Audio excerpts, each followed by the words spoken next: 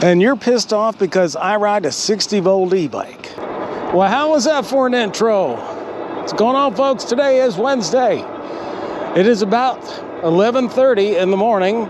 It's 87 degrees, and we are riding classy. That's right, we are riding Class 1. I'll tell you, even though I told you it was Wednesday, I have no idea when we're going to release this video, so don't freak out.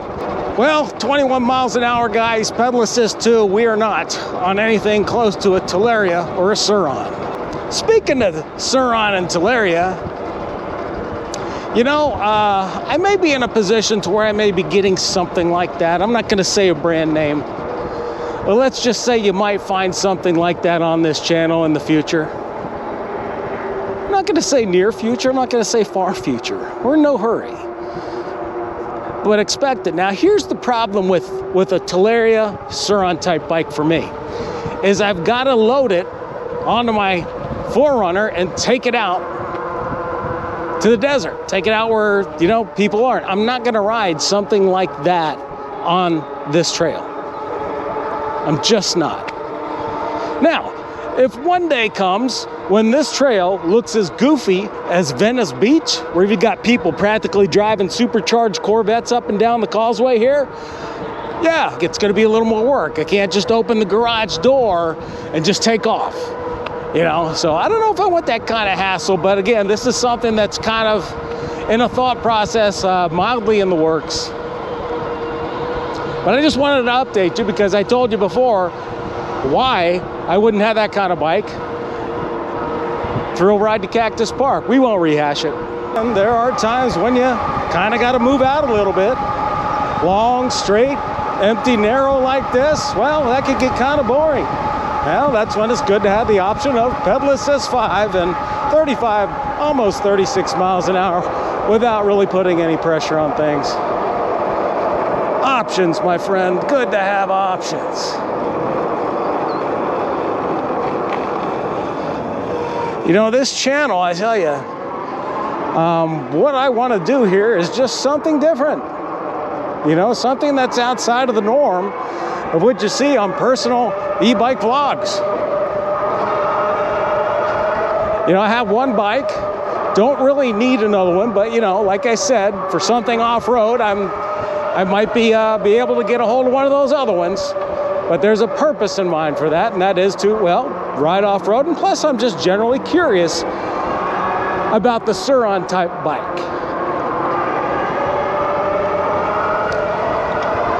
I'll tell you another curiosity I have. And again, I don't want a whole mess of bikes laying around my house. I don't need it. But I already have a giant Sedona DX, which is about 15 years old. But I don't ride it because it's quite boring. But as far as pedal bikes go, I dig it. I mean, it kind of has an upright seating position. Doesn't ride too bad considering it only has front suspension and one of those cheap-ass springy seat posts. I wouldn't call it good for nothing. I mean, I guess it's good for something. But my point being this is that I'm thinking about digging it out and electrifying it. Yeah, making an e-bike out of it. One of my choosing, one of my style, you know, one that's got, you know, 3,000 watt rear hub, if they make such an animal, hell, I don't know. And yeah, I realize that it's probably going to cost me up to 35% more than probably what this Wired Freedom costs. I get that. Now, the goal in mind for that bike is not necessarily that of speed. I'd like to see it hit about 43 miles an hour, but what I want, what I desperately want, and could use more of it, and even this bike, faster acceleration rate. Punch, you know what I mean? Look, going fast is great and all, but I think a lot of people discount the thrill of just pure acceleration. You know, if I get in a fast car, and I do that once in a while, go out in the desert in the middle of nowhere on a Sunday morning, I'm not doing 140, 150, 170. No. I'll just rock it up to maybe 120, but the thrill isn't the 120. The thrill is getting to 120. And then I slow it down, turn around, and do it again. So yeah, thinking about electrifying that old giant Sedona just for the fun of it. And I'm also considering, now get this, this is gonna sound real kooky. I'd like to get a three-wheeler and make it 2,000 watt, maybe 2,200. The fastest one I think I've ever seen, as far as from a manufacturer, would be AddMotor, AddMotor. And I believe theirs gets close to 20, maybe 19. 20 is just not gonna work for me. I know people say, well, you shouldn't go fast on a trike because you're unstable. Yeah, I would agree they probably are for people who aren't experienced in the platform. I mean, you gotta remember, you're sitting on the center of a triangle, right? And you gotta ride it like you're sitting on the center of a triangle. You know, your inertia in a turn, oops, I hit my bell. Still works at least.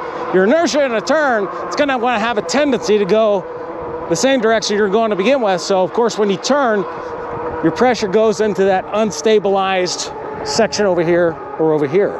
Now, if you understand that, I think it's a manageable risk, you know. Now you can see we're in kind of a nice area here up in northwest Phoenix.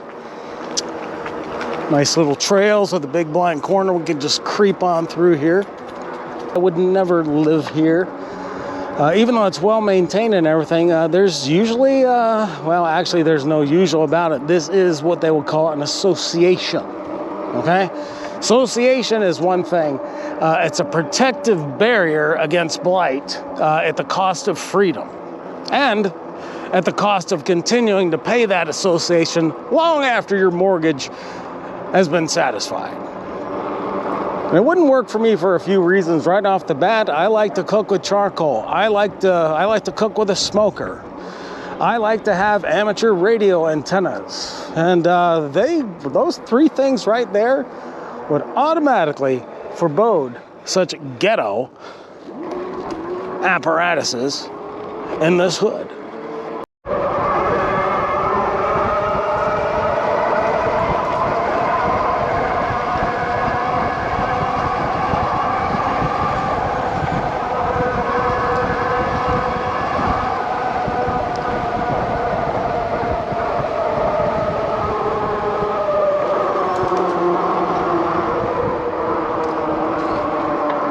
Hey, we have to mix in a little bit of fun, don't we?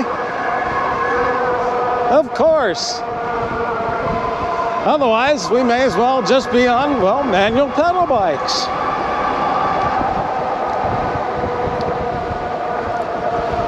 Yeah, don't be afraid to get a fast bike. Just because they have a bigger motor in it doesn't mean you have to ride them that way. Always good to have that option though. Ooh, I smell something deep fried around here. There's a place around here cooking really bad food.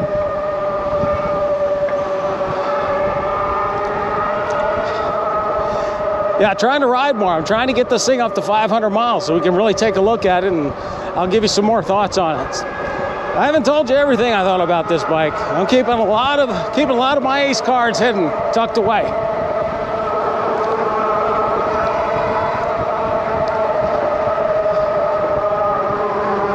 Who knows, I may wait till 1,000 miles.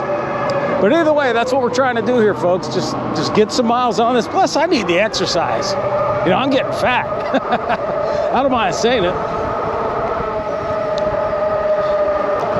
Because you can't outrun the fork, you know? And it's about sugar. It's about sugar addiction. And a lot of us suffer from that. I don't know where you're at. I know I've got a lot of international viewers, and thank God, I love seeing that. There's no stat in the world I give a shit about except countries. I like seeing countries, different countries. It just blows my mind. But nonetheless, I don't know where you're at, but here in America, the corn industry basically owns the government. They put sugar in everything. Heck, you can't even buy sausage these days that don't have sugar in it. Well, corn syrup is what it is. So I think sugar acts a lot like cocaine. I swear, I would bet my soul on it. Riding the bike is, I find that if I ride it at least every day or every other day at the minimum, it kind of keeps health at the forefront of my existence, you know? I'm not out lifting weights. I'm not out to be, some muscle-bound dude popping the roids and that shit. I'm just out to you know, age a little gracefully. Anyway, folks, nothing new to see today. It's kind of the same old BS with me. Didn't really have a topic. I just wanted to cover a few things, a few thoughts going through my head in regards to e-bikes, you know, maybe building my own. Possible dirt bike coming up in the future. Be a lot less convenient for me if I gotta haul it out somewhere, especially with these gas prices. What the hell? Man, we are so being hoodwinked by the government and by large oil. The only thing you can do to combat that is make sure you have holdings in large oil. I mean, you may as well get some dividends out of these things, right? Well, nonetheless, I have no idea when this is going to be posted, but no matter what, I hope you guys have a great day. Thanks for watching. Remember, get out there and enjoy this blue marble while you still can. It's the last resort. We'll talk to you soon.